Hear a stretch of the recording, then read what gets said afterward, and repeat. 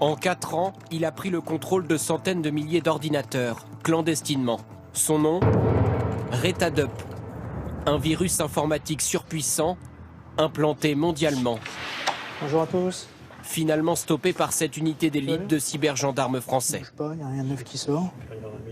On peut vous dire qu'on a actuellement 161 pays sur 247 qu'on a référencés dans la carte qui sont touchés par Retadup. Les malfaiteurs n'ont pas été identifiés pour l'instant. Des sources proches de l'enquête évoquent un réseau russe.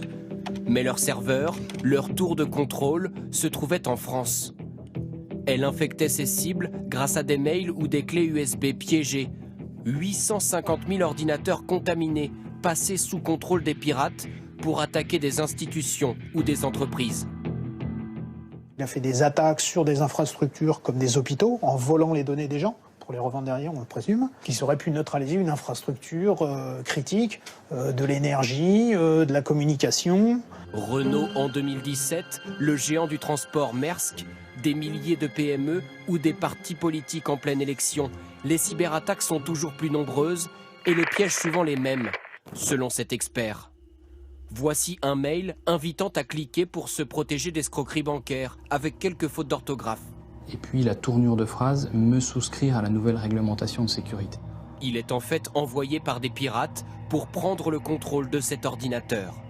Ça peut être accéder à ce qu'on tape au clavier, accéder aux fichiers, à la boîte mail, mais ça peut être aussi accéder au micro et à la webcam, et finalement être capable de voir ce que voit la webcam dans l'environnement de la pièce. Pour se protéger, les spécialistes en cybersécurité recommandent de cacher l'objectif des webcams et de mettre à jour régulièrement ordinateurs et téléphones.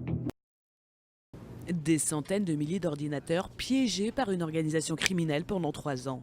Sans l'intervention des gendarmes du C3N, le centre de lutte contre les criminalités numériques, les pirates auraient pu continuer de sévir sur les réseaux mondiaux.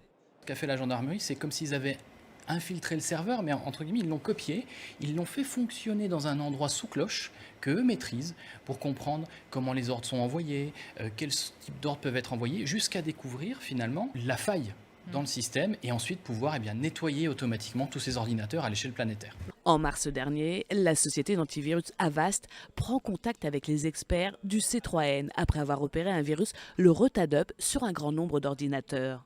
Un serveur hébergé en région parisienne prenait le contrôle des ordinateurs, principalement basés en Amérique centrale et en Amérique du Sud, mais aussi en Israël. Au total, 140 pays sont concernés. En France, c'est plus d'1 millier d'ordinateurs qui auraient été infectés. Selon les enquêteurs, les hackers auraient gagné plusieurs millions d'euros chaque année.